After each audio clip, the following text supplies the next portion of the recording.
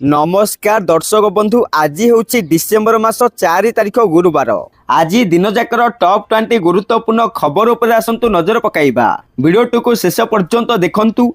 मात्र किछि समय मध्य जानीपारे आज दिनर संपूर्ण खबर। ता पूर्व चैनल रे नुआ थिले चैनल को सब्सक्राइब करी रखंतु। एमिति प्रतिदिन लाटेस्ट न्यूज सर्वप्रथमे देखिबा पाई। तेबे आसंतु संपूर्ण खबर उपरे नजर पकाइबा। आजिर प्रथम खबर जुक्त 2 पिलांक पई खुशी खबर। कारण फेब्रुआरी 18 जुक्त 2 परीक्षा आरंभ मार्च 21 रे सरीब परीक्षा। एने उच्च माध्यमिक शिक्षा परिषद कर्तृपक्ष परीक्षा तारीख घोषणा नहीं सूचना प्रदान करिसंती। तेबे प्रैक्टिकल परीक्षा जनवरी 2 रु आरंभ होई 15 तारीख पर्यंत चलिबो। यह परे थियोरी परीक्षा चलिबो बोली बोर्ड पक्षरु सूचना दिया जाइछि। तेबे पिलामानकु डिसेंबर 15 तारीख रु एडमिट कार्ड दिया जिवो बोली सूचना दिया जाइछि। मोट 4,07,037 जन परीक्षा देबे। मोट 1,350 केन्द्र रे हेबो परीक्षा। जनवरी 2 रु 15 मध्य हेबो प्रैक्टिकल परीक्षा। प्रथम थर पई प्रैक्टिकल परीक्षा रे वेबकास्ट व्यवस्था हेबो। 40 दिन रे रिजल्ट बाहरिबो। कॉपी रोकिबाकू एआई सहायता निया जिवो बोली खबर मिलिछि। परवर्ती खबर राशन कार्ड धारी खुशी खबर। कारण राज्य में डिसेम्बर 31 तारीख पर्यंत जारी रहिबो ई केवाईसी प्रक्रिया। ई केवाईसी तर्जमा समय 6,83,995 जन मृत व्यक्ति चिन्हट।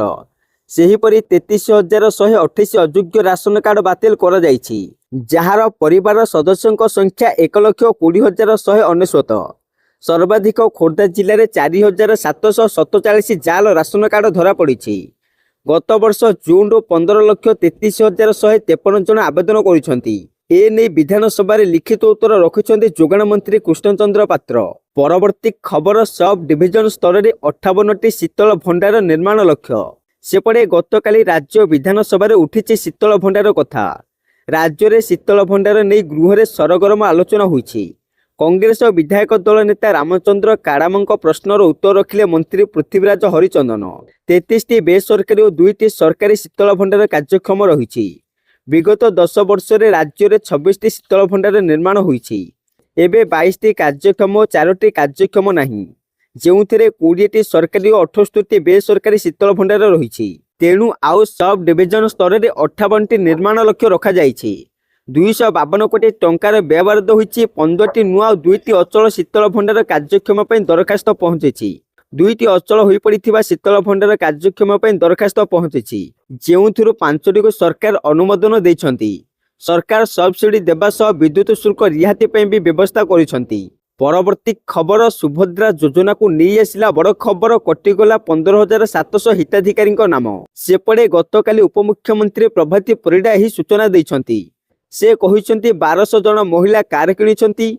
तेणु यही 1200 जनक नाम कटिछि। सेहीपरि किछि सरकारी चाकिरिया महिला मध्य भूल डॉक्यूमेंट देई आगुरु पाइछंती सुभद्रा टंका। हेले एबे एमानकर टंका काटी दिया जाइछि।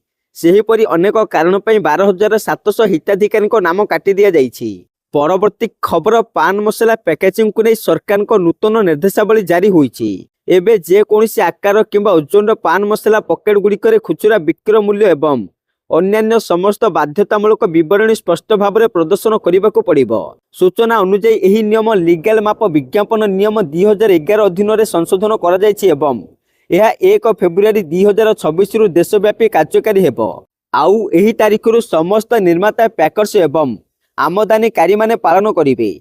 एही संशोधन छोट पैकेट उपरे सर्वाधिक प्रभाव पकाइबो। पुराना व्यवस्था अनुसार 10 ग्राम किंबा ताठारु कम ओजन छोट पैकेट गुड़िक किसी घोषणा मुक्त कर जाइथिला।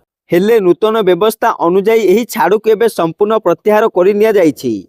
एबे 10 ग्राम किंबा ताठारु कम ओजन पैकेट गुड़िक खुचुरा विक्रय मूल्य एवं समस्त बाध्यतामूलक घोषणा स्पष्ट भाव में मुद्रण करने को पड़िबो। परवर्ती खबर प्रथम थर पर डॉलर तुलन में 90 को खसला टंका।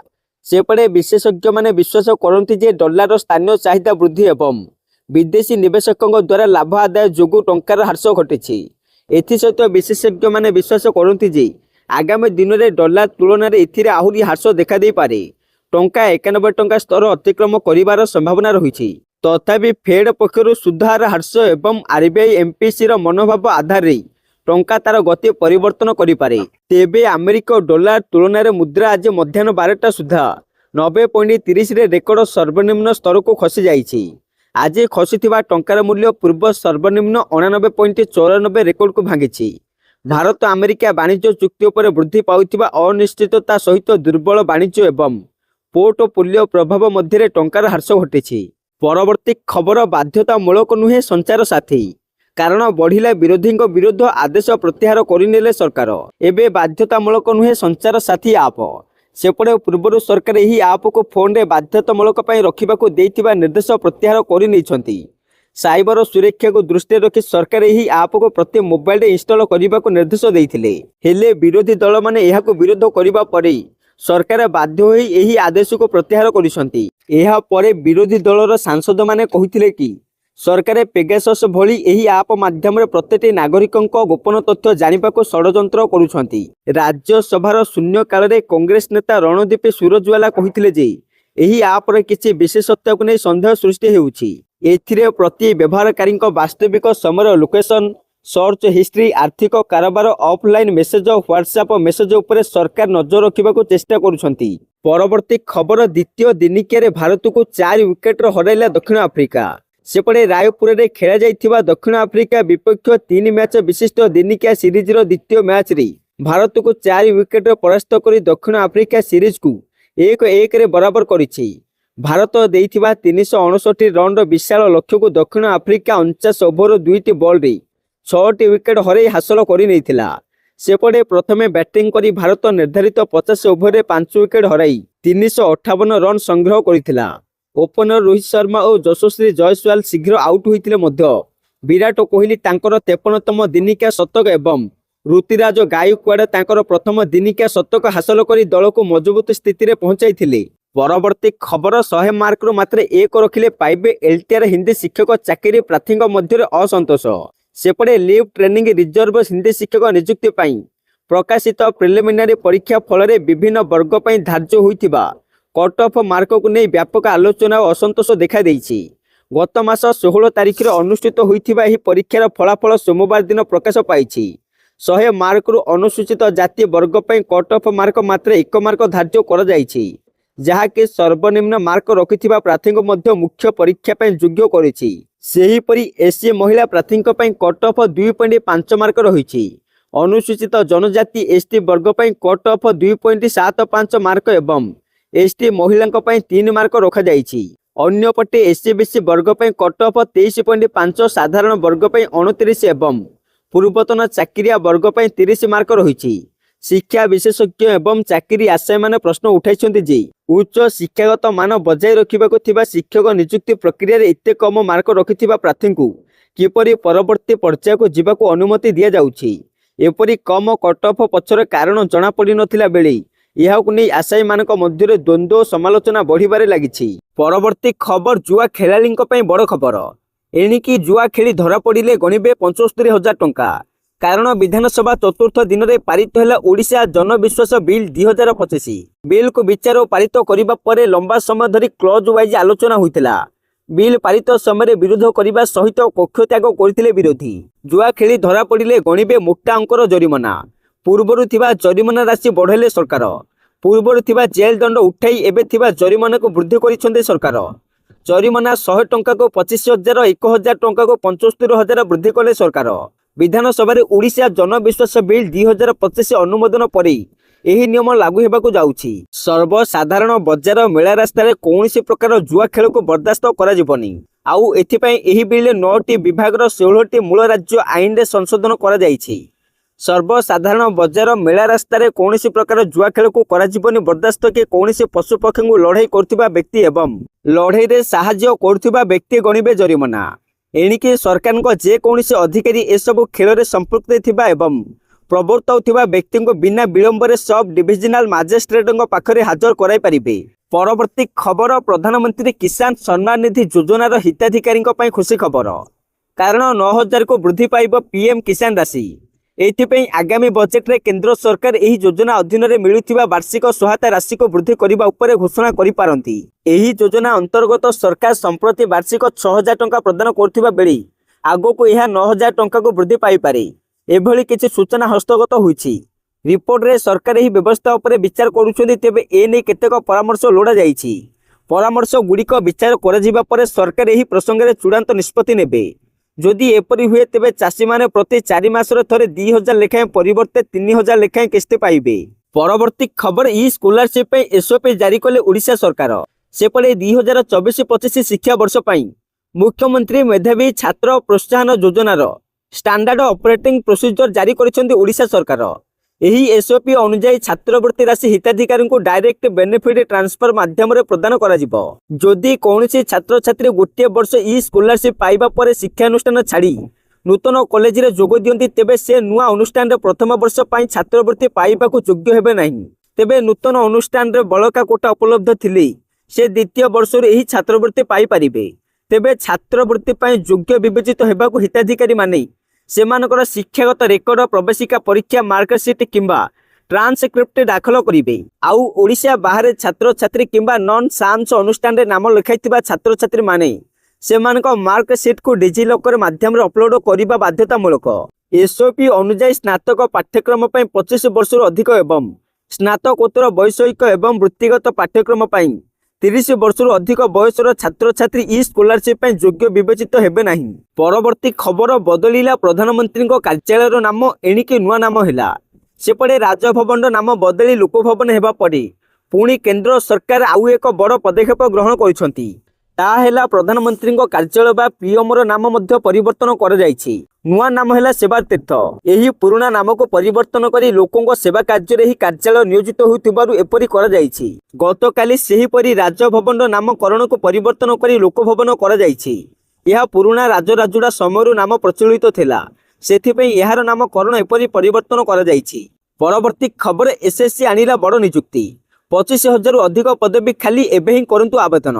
ସେପଟେ staff selection commission SSC constable DG ପରୀକ୍ଷା 2026 ପାଇଁ ଆବେଦନ ପ୍ରକ୍ରିୟା ଆରମ୍ଭ କରିଛି। କେନ୍ଦ୍ରୀୟ ସଶସ୍ତ୍ର ପୁଲିସ ବାହିନୀ ଏବଂ ଏସ୍ଏସ୍ଏଫ୍ର କନେଷ୍ଟବଳ ଡିଜି ଏବଂ ଆସାମ ରାଇଫଲ୍ସରେ ରାଇଫଲମ୍ୟାନ୍ ପଦବୀ ପାଇଁ ଆବେଦନ କରିବାକୁ ଆଗ୍ରହୀ ପ୍ରାର୍ଥୀମାନେ ସରକାରୀ ଏସ୍ଏସ୍ସି ୱେବସାଇଟ୍ ssc.gov.in ମାଧ୍ୟମରେ ଆବେଦନ କରିପାରିବେ। ଏହି ନିଯୁକ୍ତି ପରୀକ୍ଷା ପାଇଁ ଆବେଦନ କରିବାର ଶେଷ ତାରିଖ ହେଉଛି ଡିସେମ୍ବର 31, 2025। ଆଗ୍ରହୀ ପ୍ରାର୍ଥୀମାନେ ଏହି ତାରିଖ କିମ୍ବା ଏହା ପୂର୍ବରୁ ଆବେଦନ କରିପାରିବେ। ଅନଲାଇନ୍ ଫି ପେମେଣ୍ଟର ଶେଷ ତାରିଖ ହେଉଛି ଜାନୁଆରୀ 1, 2026। ଆବେଦନ ସଂଶୋଧନ ଇଣ୍ଡୋ ଜାନୁଆରୀ 8ରେ ଖୋଲିବ ଏବଂ ଜାନୁଆରୀ 10, 2026ରେ ବନ୍ଦ ହେବ। ପରବର୍ତ୍ତୀ ଖବର ମୋହନ ମାଝୀଙ୍କ ବିରୁଦ୍ଧରେ ଅଭିଯୋଗ। କ୍ୟାପିଟାଲ ଥାନାରେ ଫେରାଦ ହେଲା ବିଜେଡି। ସେପଟେ ମୁଖ୍ୟମନ୍ତ୍ରୀ ମୋହନ ମାଝୀଙ୍କ ବିରୁଦ୍ଧରେ କ୍ୟାପିଟାଲ ଥାନାରେ ଫେରାଦ ହେଲେ ବିଜେଡି ନେତା ମନ୍ମଥ ରାଉତରାୟ। ମୁଖ୍ୟମନ୍ତ୍ରୀଙ୍କ ଆଚରଣ ଉଚ୍ଚାରଣକୁ ନେଇ ମନ୍ମଥ ଆପତ୍ତି ଉଠାଇ ଥାନାର ଦ୍ୱାରସ୍ଥ ହୋଇଛନ୍ତି। ଅଭିଯୋଗ ଅନୁସାରେ ଆଦିବାସୀ ଝିଅଙ୍କ ପ୍ରତି ଅରୁଚିକର ମନ୍ତବ୍ୟ ଦେଇଛନ୍ତି। ମୁଖ୍ୟମନ୍ତ୍ରୀ ଅପଶବ୍ଦର ମଧ୍ୟ ପ୍ରୟୋଗ କରିଛନ୍ତି। ସେ ସବୁ ଆଦିବାସୀ ଝିଅଙ୍କ ପ୍ରତି ଅସମ୍ମାନ। ମୁଖ୍ୟମନ୍ତ୍ରୀ ଯେଉଁ ଅପଶବ୍ଦ ପ୍ରୟୋଗ କରିଥିଲେ ତାହା ଅଶୋଭନୀୟ। ଦକ୍ଷିଣ ଭାରତରେ ଏକ ପରିବାର ପ୍ରତି ଅହିତ୍ୟ ପ୍ରତି ଅପମାନ। ମୁଖ୍ୟମନ୍ତ୍ରୀଙ୍କ ବିରୁଦ୍ଧରେ ଏଫ୍ଆଇଆର ପଞ୍ଜୀକରଣ କରାଯାଉ ବୋଲି ବିଜେଡି ଦାବି କରିଛି। ନହେଲେ 48 ଘଣ୍ଟା ପରେ କ୍ୟାପିଟାଲ ଥାନା ଆଗରେ ଆମରଣ ଅନଶନ କରିବାକୁ ଚେତାବନୀ ଦିଆଯାଇଛି। ପରବର୍ତ୍ତୀ ଖବର ରୋହିଙ୍ଗ୍ୟାଙ୍କ ବେଆଇନ ପ୍ରବେଶକୁ ନେଇ ସୁପ୍ରିମକୋର୍ଟଙ୍କ କଡ଼ା ଆଭିମୁଖ୍ୟ। ସେପଟେ ରୋହିଙ୍ଗ୍ୟା ଶରଣାର୍ଥୀଙ୍କ ନିଖୋଜ ଅଭିଯୋଗ ଆଣିଥିବା ହେବିୟସ୍ କର୍ପସ ପିଟିସନର ଶୁଣାଣି ସମୟରେ ସୁପ୍ରିମକୋର୍ଟ ମଙ୍ଗଳବାର ଏକ କଡ଼ା ଆଭିମୁଖ୍ୟ ଗ୍ରହଣ କରିଛନ୍ତି। ଯେଉଁମାନେ ବେଆଇନ ଭାବରେ ଦେଶରେ ପ୍ରବେଶ କରୁଛନ୍ତି ସେମାନଙ୍କୁ ନ୍ୟାୟପାଳିକା ଅସାଧାରଣ ସୁରକ୍ଷା ପ୍ରଦାନ କରିବ ବୋଲି ଆଶା କରାଯାଉଛି କି ବୋଲି ପ୍ରଶ୍ନ କରିଛନ୍ତି। ପ୍ରଧାନ ବିଚାରପତି ଜଷ୍ଟିସ୍ ସୂର୍ଯ୍ୟକାନ୍ତ କହିଛନ୍ତି, ଆପଣ ଚାହୁଁଛନ୍ତି କି ଆମେ ସେମାନଙ୍କ ପାଇଁ ରେଡ୍ କାର୍ପେଟ୍ ବିଛାଇବା ଉଚିତ। ରୋହିଙ୍ଗ୍ୟା ମାନେ ବେଆଇନ ଭାବେ ପ୍ରବେଶ କରନ୍ତି ଏବଂ ଖାଦ୍ୟ ଓ ଆଶ୍ରୟ ଭଳି ଅଧିକାର ଦାବି କରନ୍ତି।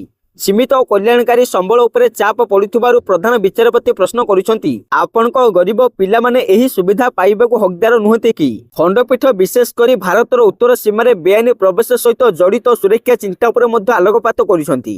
ଖଣ୍ଡପୀଠ ବିଶେଷ କରି ଭାରତର ଉତ୍ତର ସୀମାରେ ବେଆଇନ ପ୍ରବେଶ ସହିତ ଜଡ଼ିତ ସୁରକ୍ଷା ଚିନ୍ତା ଉପରେ ମଧ୍ୟ ଆଲୋକପାତ କରିଛନ୍ତି। ଉତ୍ତର ଭାରତରେ ଆମର ଏକ ସମ୍ବେଦନଶୀଳ ସୀମା ରହିଛି। ଯଦି ଜଣେ ଅନୁପ୍ରବେଶକାରୀ ବେଆଇନ ଭାବେ ପ୍ରବେଶ କରନ୍ତି ତେବେ ତାଙ୍କୁ ଏଠାରେ ରଖିବା ଆମର ଦାୟିତ୍ୱ କି ବୋଲି ପ୍ରଧାନ ବିଚାରପତି ପଚାରିଛନ୍ତି। ପରବର୍ତ୍ତୀ ଖବର ସେପଟେ ବିଏସ୍ଏନ୍ଏଲ୍ ପୁଣି ଆଣିଲା ଫ୍ରିଡମ୍ ପ୍ଲାନ୍। ମାତ୍ର 1 ଟଙ୍କା ରିଚାର୍ଜରେ ମିଳିବ 30 ଦିନ ପାଇଁ। ସେପଟେ ଦେଶର ସର୍ବବୃହତ ସରକାରୀ ଟେଲିକମ୍ ସେବା ପ୍ରଦାନକାରୀ କମ୍ପାନୀ ବିଏସ୍ଏନ୍ଏଲ୍ ଗ୍ରାହକଙ୍କ ପ୍ରବଳ ଚାହିଦାକୁ ଦୃଷ୍ଟିରେ ରଖି 1 ଟଙ୍କା ଫ୍ରିଡମ୍ ପ୍ଲାନ୍ ଫେରାଇ ଆଣିଛି।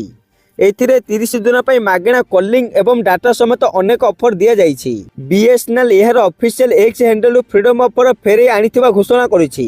सरकारी टेलीकॉम कंपनी कहुछि जे व्यवहारकारी माने मात्र 1 टंकार प्रकृत डिजिटल स्वाधीनता पाइबे। एही प्लान 30 दिनर वैधता सहित आसी थाए। 1 टंका रिचार्ज सहित व्यवहारकारी माने सारा भारत में दैनिक 2GB हाईस्पीड 4GB डाटा एवं असीमित कॉलिंग सुविधा पाई पारिबे। एथि सहित एही प्लान रे उपभोक्ता माने प्रतिदिन 100टी SMS रो सुविधा मध्य पाइबे। एही बीएसएनएल ऑफर देशर समस्त टेलीकॉम सर्कल रे डिसेंबर 1 रु डिसेंबर 31 मध्य वैध। उपभोक्ता माने 1 टंकार एक बीएसएनएल सिम कार्ड किनी एही ऑफर लाभ उठाई पारिबे। कंपनी एक सोशल मीडिया पोस्ट रे निश्चित करिछि जे एही ऑफर केवल नूतन बीएसएनएल उपभोक्ता मानक पई हेले पूर्वरु थिबा उपभोक्ता माने एही 1 टंका ऑफर पई योग्य हेबे नाही। परवर्ती खबर राज्य रे एड्स आक्रांतक संख्या रे 1 नंबर गंजाम। सेपटे गतकाली विश्व एड्स दिवस थिला हेले चिंता बढ़ाई 3 जिला। राज्य रे एड्स आक्रांतक संख्या सर्वाग्रे गंजाम जिला। जिलार प्राय समस्त ब्लॉक एड्स भली मारात्मक रोग द्वारा कबलित। चलित वर्ष राज्य में चिन्हट होइछि 2362 जन संक्रमित। संक्रमितों मध्य सर्वाग्रे पुरुष अछंती। हेले सबुठारु बड़ कथा है 13 जन किन्नरंक ठारे HIV चिन्हट कर जाइछि। तेबे युवपीढ़ी और किन्नरंक मध्य ही रोगर स्थिति उद्वेगजनक नहीं विभिन्न सर्भेरु जना पड़िछि, जहाँ भयंकर रूप नेबारे आशंका कर जाइछि। किछि समय खुशी जीवन को करि देइछि दुर्विसह। युवा अवस्थार भूल पई 50 वर्ष बयस रे करूछन्ति पश्चाताप। कटक कैटेगरी 1 रे सामिल होइथिला बेले नवरंगपुर रे बढ़िछि पॉजिटिव संख्या। एबे भी गंजाम जिले में अछंती राज्यर सर्वाधिक HIV आक्रांत। संक्रमण रे जातीय हार तुलन में ओडिशा 3 नंबर रे रहिछि। परवर्ती खबर किट रे पुणी जड़े छात्र आत्महत्या हॉस्टेल मिलिला झुलंता मृतदेह। खबर पाई पुलिस मृतदेह को जबत कर व्यवच्छेद लगी कैपिटल हॉस्पिटल को पठाई। मृत छात्र नाम राहुल यादव बोली जना पड़ी। तांको घर छत्तीसगढ़ रे एवं से कंप्यूटर साइंस रो प्रथम वर्षर छात्र थिले बोली जना पड़ी। सूचना अनुसार गतकाली राति फैन रे झुली पड़ी जीवन हारिथिबा कुहा जाउछि। राहुल एक सिंगल रूम रे रहुथिले। घटना संपर्क में मृतकों परिवार को सूचना दि जाइछि। तेबे आत्महत्यार कारण जना पड़ी नहीं। पुलिस तदंत करिबा परे घटनार सत्यासत्य सामना को आसिबो। तेबे किट रे बारंबार छात्र छात्री आत्महत्या घटना अभिभावक और बुद्धिजीवी महल रे आलोड़न सृष्टि।